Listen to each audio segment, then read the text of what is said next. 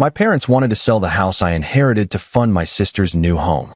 They told me, "Don't be so selfish. That's a free house. Either share it or you're not my son anymore." So, I secretly sold it to a buyer they'd never expect. Days later, they came with a realtor. When they saw who lived inside, they started shouting, "My name is Liam. I'm 31, the oldest son, the person who keeps spare screws in a mint tin and knows which breaker is the mystery one. I work at a hospital. Password resets, printers that only jam when surgeons are mad, the kind of emergencies that beep but don't bleed. My friends call me reliable. My parents call me reliable, too, but in a way that sounds like a request. I live in my grandfather's house on Birch Lane. Small brick, steep roof, a one-car garage that smells like oil and old baseballs. I moved in 2 years before he died because stairs got mean and dates started sliding off his brain like eggs off a nonstick pan.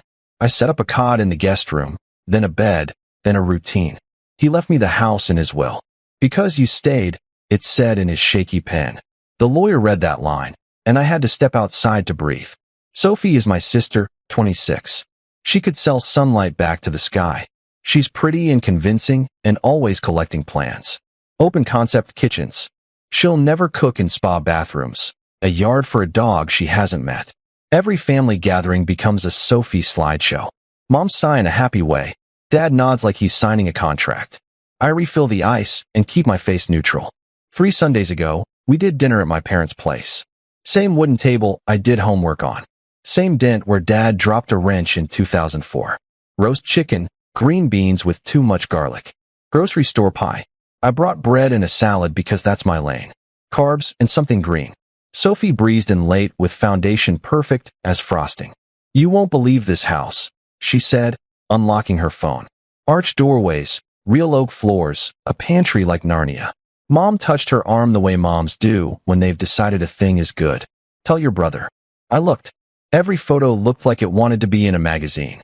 I said, "Nice, because that's the role I play when her dreams need encouragement." After pie, Mom did a little throat clear. "That's the signal. Meeting time." "Liam," she said soft. "We've been talking about the house."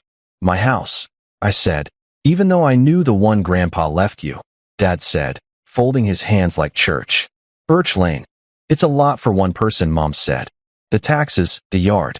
You work hard, but it's heavy. It's a free house," Sophie added, like explaining gravity. "It's a blessing. You could do something generous with it." Dad leaned in. "We think the smart move is to sell Birch Lane and use the equity for a down payment on Sophie's place. Rates are high. Timing is everything for the family," Mom said, pleased with the phrase. I felt my jaw go tight. "Grandpa left it to me." "He did," Mom said quickly, "because you took care of him. We appreciate that so much. But he'd wanted to help all of us. It's not sitting empty." I said I live there.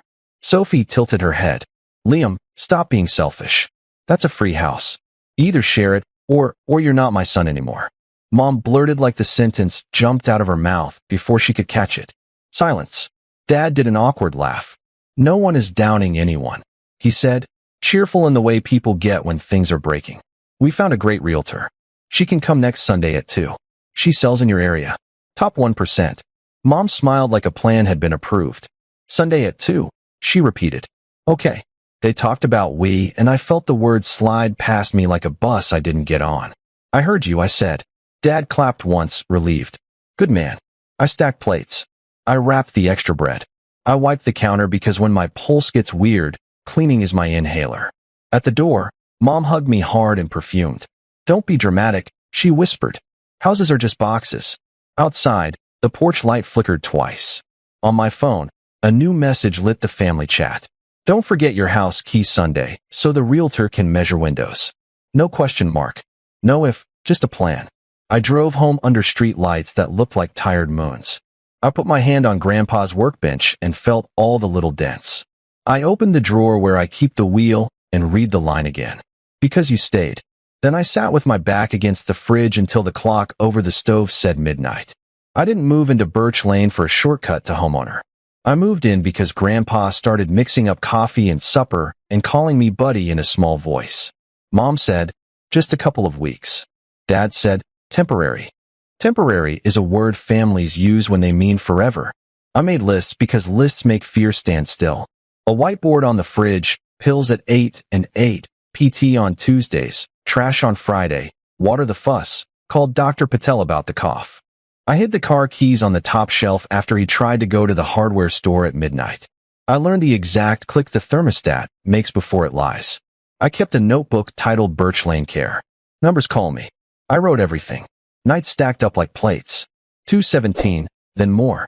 Sometimes he called me from his room and asked if his brother was home. A brother who died in 1993. Sometimes he wanted to check the back door again. Sometimes he just needed to hear the sound of my feet.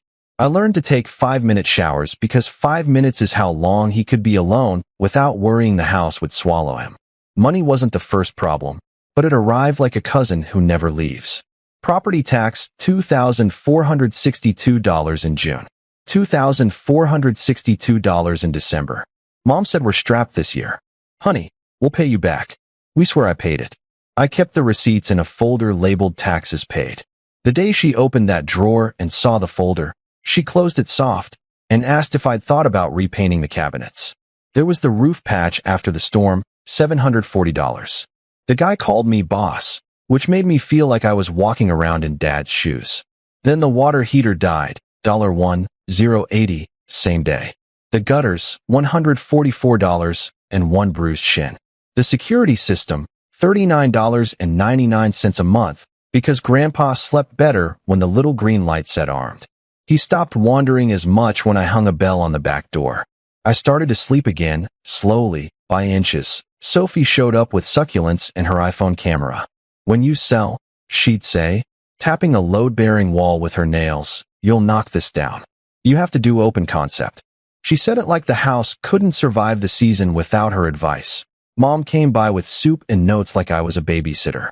2 minutes, she wrote on masking tape, as if I couldn't read the lid. Dad fixed small things, tightened a hinge, swapped a smoke detector battery, then stood back with his hands on his belt like a proud contractor. Before leaving, he'd always say, call if you need anything. Then his phone would ring, and he'd wave and go. Grandpa's hands grew shakier. Mine did, too. I learned to count breaths while waiting for test results. I learned the taste of panic at 3 a.m. and the relief of a nurse's calm voice. When Grandpa forgot my name for the first time, he looked at me and said, you, and pointed to his heart. I said, yeah, and pointed to mine. We both laughed, so we wouldn't cry that he died in spring. The funeral was short. He hated when things went long. The will was simple. He left small things to people who showed up. He left the house to me because you stayed. The lawyer's office smelled like carpet and paper. Mom's mouth tightened at the word house.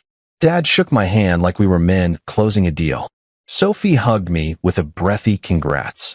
The way people say good luck to someone about to step into a storm. For a while, the house was a museum of his sounds. The percolator sputter. The hall floor squeak. 2 boards before the bathroom. I thought about renting out a room. I thought about painting the cabinets white, like Grandpa always threatened but never did. I did none of it. I watered the rose bush, sat on the back steps, and ignored texts. Then the just thinking messages started. Mom, just thinking prices won't stay this high forever. Dad, just thinking Sophie and Matt found a place. We should leverage Birch Lane now. Family asset. Sophie, just thinking. We'll put your house in a family trust so it's protected. You can stay for a while, then we transfer it to me later. Win-win. Protected from what? I wanted to ask. From me? When I didn't reply fast enough, Dad called. It doesn't make sense for you to rattle around alone in a 3-bedroom, son. I'm not rattling, I said. I'm living. Don't be difficult, he said gently. The tone he uses when he means obey. They started treating Birch Lane like a project they'd already invested in. Dad even came to measure for the listing, though nothing was listed. Mom put blue painter's tape on the trim and said, buyers notice the little things. Sophie brought her boyfriend to just visualize. I changed the locks. Mom cried on the porch and called me cruel. I let her in because the muscle memory of being good is hard to fight. I made a list. Because lists are my religion when reality blurs. Every payment I'd made since moving in. Taxes $4,924. Water heater $1,080. Roof $740. Security system $399 plus monthly. Furnace repair, $285. Gutters, $144. Electrician, $360 for the hallway short. Miscellaneous, $1,200. Adult code for money I never planned to spend. I stopped at $9,132 because the number made my chest feel tight. And because I didn't want my love to look like an invoice, they escalated. Mom texted the group chat. Family decision. We list in September. Realtor Sunday at 2. Be decent. I read be decent and laughed once. Dad left a voicemail about the greater good, like we were aboard with a mission statement. Sophie sent a voice note, sweet and sharp. You know I'd do the same for you. Which was funny. She already had a house that I called a lawyer because my feelings were starting to feel like quicksand. Ms. Beck wore square glasses and didn't look at me like a child. She read the will and the deed. The house is yours, she said. You don't have to show it. You don't have to list it. If anyone tries without permission, call me. They'll say I'm selfish, I told her. They will, she said. People use that word when your boundary benefits you and not them. I paid her. It felt like buying oxygen. That night, I found a birthday card Aunt Lydia had sent me 3 years ago. Grandpa's sister. Older. Banned from holidays after a fight that everyone still calls boundaries. The card had $5 bills taped inside and 4 words in her spiky hand.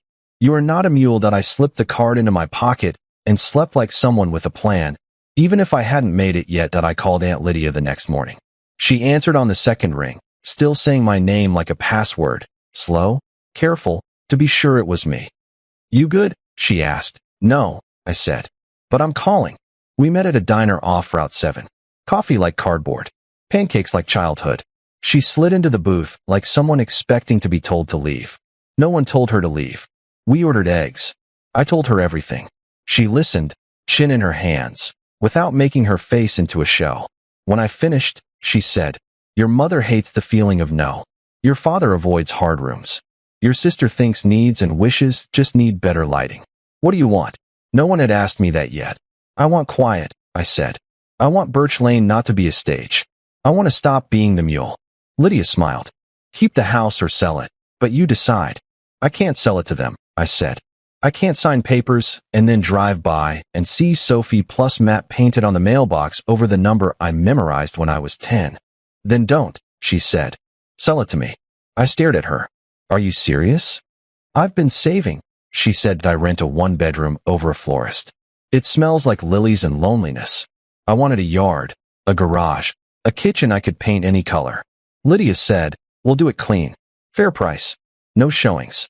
Closure, not revenge. Miss Beck confirmed. The house was mine to sell.